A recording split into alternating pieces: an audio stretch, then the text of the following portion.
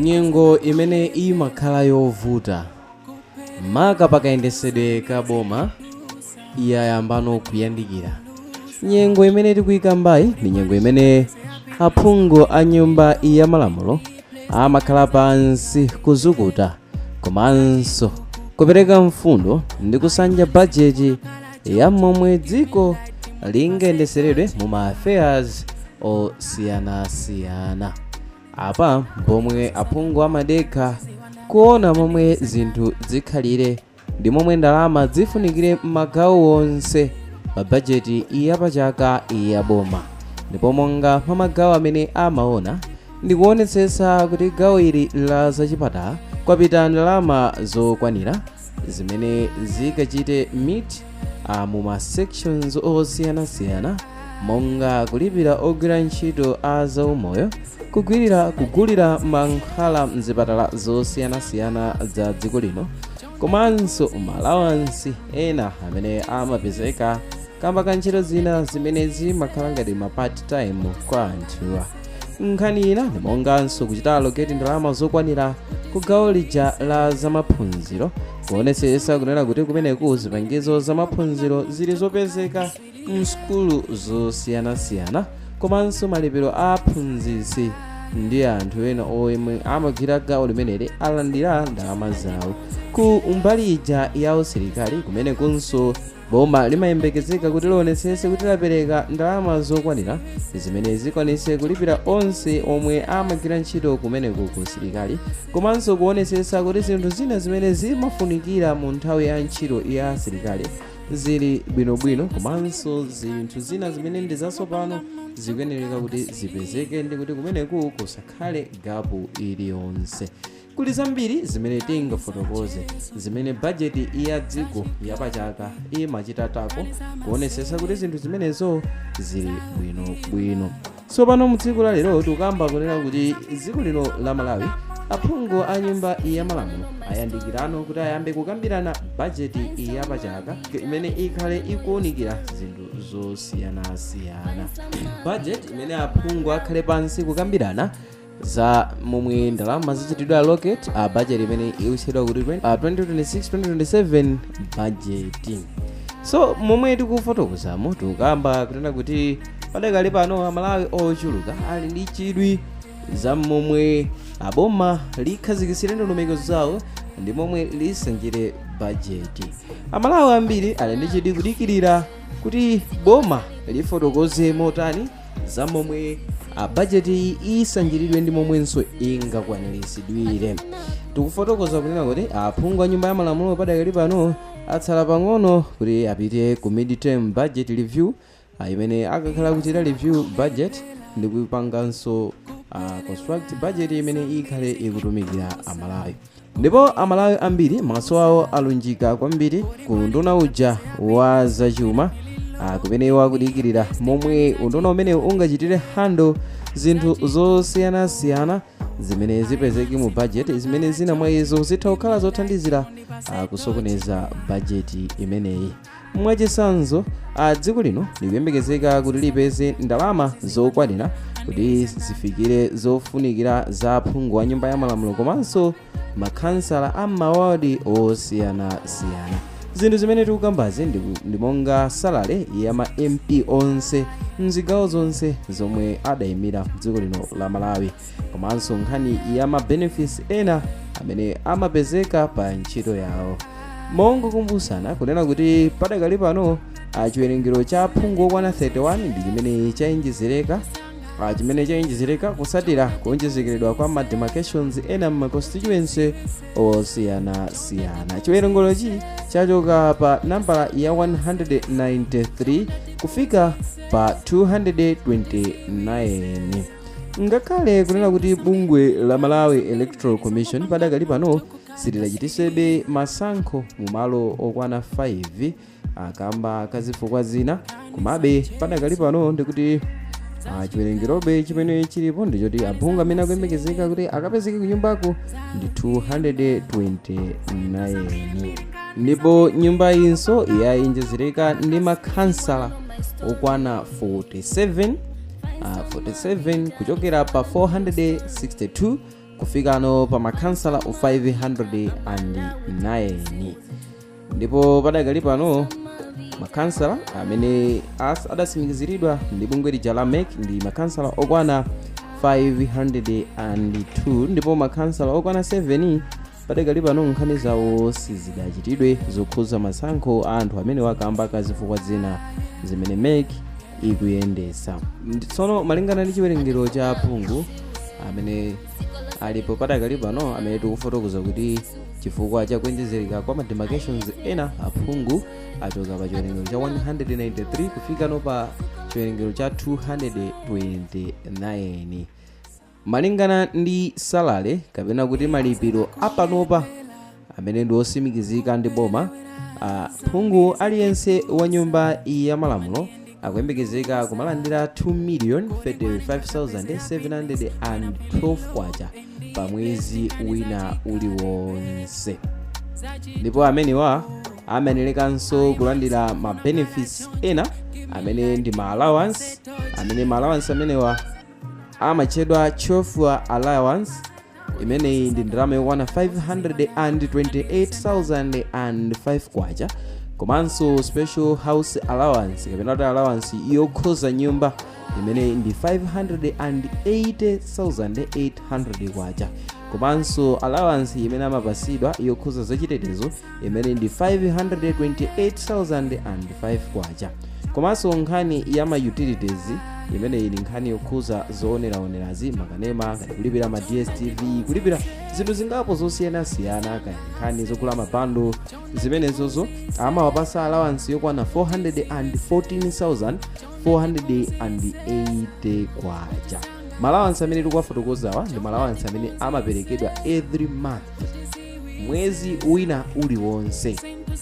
Yes, phungu mmodzi payekha zimene tafotokozazi, phungu mmodzi payekha akuyembekezeka kulandira salary ya 2,005,712 kwacha, komanso allowance yochedwa chauffeur allowance imene ndi 528,005 kwacha, komanso allowance imene ndi house allowance 580,800 kwacha, komanso allowance yokhuza zachitetezo imene ndi 528,005 kwacha, komanso allowance imene akuyitchula kuti utility allowance imene imakhuza magawo amene tafotokoza kale kuti ndi nkhani yolipira ma bills zokhuza zooneraonera kati ma DSTV kati ma GoTV, kugula ma bundles ndi zina zotero zimene iwo angakwanise. Koma allowance yake ndi yokwana 414,480 kwacha, komanso ndalama yokwana 1.6 million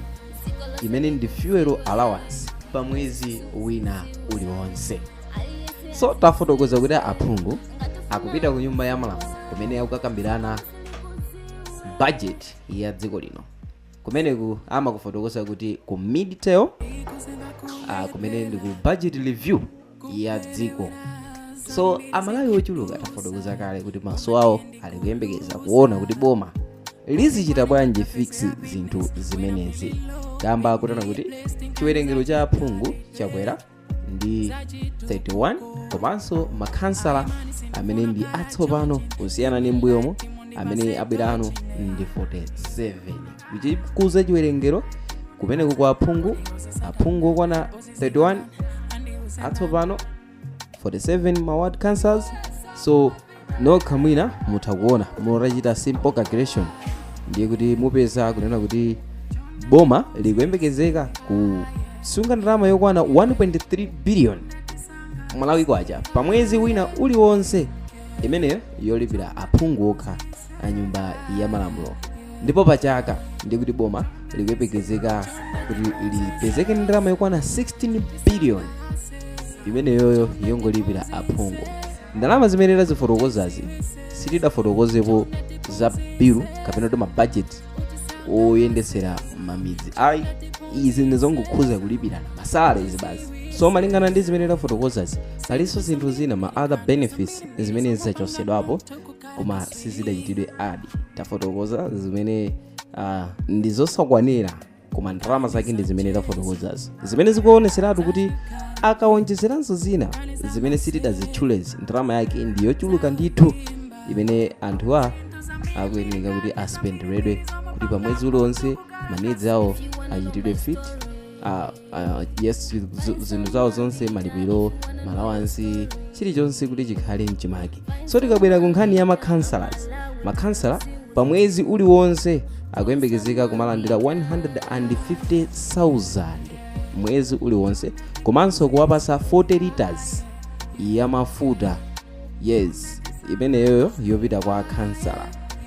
So kunduna umene wazachuma kukuyembekezeka kuti kuzichoka ndalama yokwana 76 million pa mwezi wina uliwonse, pamene pa nkhani ya mafuta ndi kuti kumene kukuyembekezeka kuzichoka 52 million pa mwezi wina uliwonse. 76 million yokhuza masalaries, 52 million yokhuza fuel imene ndi 40 liters kwa khansala aliyense. Titafotokoza kuti chiwerengero cha makhansala chachoka pa 462 kufika pa 509.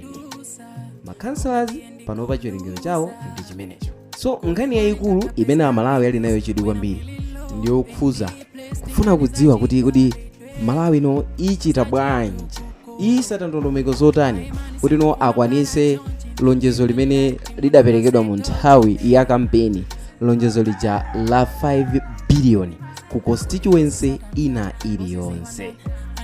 Tafotokoza za malipiro, tikukambano za 5 billion.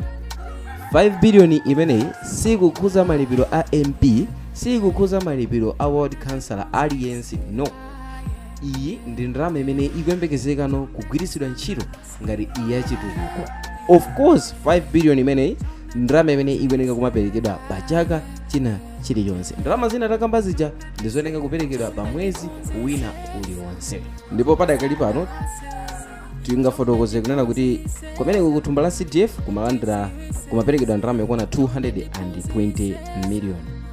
Komano kusatira kubwera kwa utsogoleri wamene wa Professor Arthur Peter Mutharika, iwo afotokoza kuti azichita allocate ndalama zokwana 5 billion, zimene zikutanthauza kunena kuti boma likuyembekezeka kuchita spend ndalama zokwana 1.1 trillion, imene ndi ndalama yokhuza zachitukuko basi. 1.1 trillion imene ndi CDF fund alone, ndalama yoyendesera mabridge kumidzi, kumanga health centers, kukonzesera misewu ndi zina zotero zimene zimakwanisidwa kufikiridwa ndi ma MP. Ndalama yake pachaka 5 billion constituency iliyonse, akaphatikiza pachaka chiliyonse ndiye kuti boma likuyembekezeka kuchita spend 1.1 trillion imene yopita kuthumba la zachitukuko. Chinthu china chimene anthu akuchiyembekeza mwachidwi ndichonena kuti bomanso likuyembekezeka kuchita source kapena kupeza ndalama zimene angayendesere kapena zimene angagwirisire ntchito kuti akwaniritse lonjezo lija la free education limene ndikupatulapo skulu za boarding. Izi ndi lonjezo limene Professor Arthur Peter Mutharika adafotokoza kunena kuti akalowa mboma azakhazikitsa dongosolo la free secondary education imene akunena kuti iyamba mwezi wa January chaka chamawa chimene ndi chaka cha 2026. So mu video yambuyomo tinakuoneserani kuti ndalama zimene boma limagwiritsa ntchito pambali ponena kuti ana amalipira mafees osiyanasiyana, koma boma limayikapo ndalama zochuluka kwambiri zimene zinaonesa kuti ndalama imene ana amakhala akulipira m'masukulu ngakhale makolo ambiri amadandaula kuti fees ndiyochuluka, nkhani ya manebo, nkhani ya ma-ID, zina zotero ngakhale amadandaula, komano zinaonesa kuti boma limachita kwakukulu zimene zinatanthauza kuti boma litasankha kusiya ndi kuti mwana aliyense kholo lake lizimuchitira chilichonse makolo ochuluka pa makolo 10 mwina pafupifupi mmodzi kapena osapezekeratu amene akanakwanisa kulipira fees. So tikuyamba kunena kuti ndalama zochuluka zimaonongedwa ngakhale ana msukulu amalolera kupereka mafees osiyanasiyana, koma tifotokoza kuti padakali pano boma lafotokoza kuti kuli free secondary education, free primary, magawo osiyanasiyana. So mungoyerekeza kumano lino boma panopa ndalama zimene likuyembekezeka kuti lizigwiritsa ntchito ndi ndalama zochuluka bwanji. Ngati ndalama zimaoneka zochuluka mu nthawi imene ankalola kuti mwana azilipira fees ku skulu za secondary, nangano pamene alola kuti mwanayi achoseredwe chifukwa choti zachidziwikire ndi kuti chilichonse chimene mwanayi ankapanga ndi kuti chili m'manja mwa boma, nditi mayeso lizimulipirira ndi boma, ma IDs lizipanga ndi boma, zinthu zina zingapo zimene zita include mu free secondary education ndi boma limene lizichita. Ndalama zochuluka za nkhaninkhani ndi zimene boma likuyembekezeka kuti lizipereke kumeneko ku education. Koma tafotokoza kale mu mtundamo ndalamanso za nkhaninkhani zikuyenera kuti zipite m'magawo osiyanasiyana kulipira aphungu, zimene taona kuti ndi ndalama zochuluka kwambiri. Ndalama zimene zikuyenera kupita ma constituency osiyanasiyana zimenenso tapeza kale kuti ndi ndalama zochuluka kwambiri. Pambali pa zonse zimene takufotokozerani zimene boma likuyembekezeka kuchita spend, zimene tonse ndine tapeza kuti ndi ndalama zochuluka zedi. Anduna azachuma atafunsidwa nkhani imene amene wa Joseph Mwanamveka adayankha ndi confidence yonse kunena kuti iwo alibe pressure iliyonse pa nkhani zimenezi, ndipo afotokoza kuti mu nthawi imene ankachita manifesto awo ankadziwa momwe angazapezere ndalama zimenezi. Andiwo ankadziwanso kuti chiwerengero cha ma MP komanso makhansala chikwera. So padakali pano akutsimikizira Amalawi kunena kuti chilichonse chimene chidali mu manifesto awo iwo ali okonzeka kuchichita implement komanso kuchikwaniritsa. Kuyankha kwa minister amenewo azachuma. Ndipo atafunsidwa za lonjezo lija la 5 billion lochita allocate ma constituency osiyanasiyana, ma constituency onse 229. Iwo adafotokoza kunena kuti malingana safunso limeneli aziyankha sabata ikuzayi. Padakali pano sangayankhepo kalikonse. Andiwo adawonjezera kunena kuti nkhani zonse zokhuza zachuma kumeneku ma officials akunduna wawo ali pansi kulongosola zimenezi. So mu sabata ino palibe chimene angayankhe, komano akafunsidwa sabata yomwe ikudzayi chilichonse chokhuza unduna wawo maka pa nkhani ya zachuma zonse zimene anthu akuona kuti sizingathekezo akawafunsa sabata yamawa awapasa yankho logwirika. Kuyankha kwa anduna azachuma a Joseph Mwanamveka amene atsimikizira komanso kupereka chiyembekezo kwa Malawi kuti mu usogoleri wa Profesa Arthur Peter Mutharika zonse zimene zidagwiritsidwa ntchito ngati malonjezo iwo azikwaniritsa. Chomwe Malawi akuyenera kuchita ndi kudikirira kunena kuti zimenezi zikwaniritsidwa motani. So video imene takupatsirani ndi imene ma expenditures amagawo osiyanasiyana, malipiro ama MP, ma allowance awo komanso ma ward council malipiro awo komanso ma allowance awo. Timve maganizo anu za momwe mwaonera nkhani yokhuza za ndalama boma, kuti mukuona kuti boma limene lalowali zimene adafotokoza azikwaniritsa kamba akunena kuti ndalama tikaziwonesesa ndi ndalama zochuluka kwambiri. Ndipo budget imene imachitidwa mzaka zambuyozi ya usogoleri wapita uja sikuyamba pomwe. Ndalama zimene zakhazikitsidwa mu budget ndi ndalama zochuluka zedi. So timve maganizo anu through comment section kuti Professor Arthur Peter Mutharika mukukhulupirira kuti ndi mpulumutsi yemwe timamudikira. So yolera mu comment section timve maganizo anu. Video ya tsiku la lero kudali ndi ngati mwayikonda subscribe kuti tithenso kupatsirani ena mwa video zamene tikhala kukonzerani pano pa Sam Mapita YouTube channel. Bye.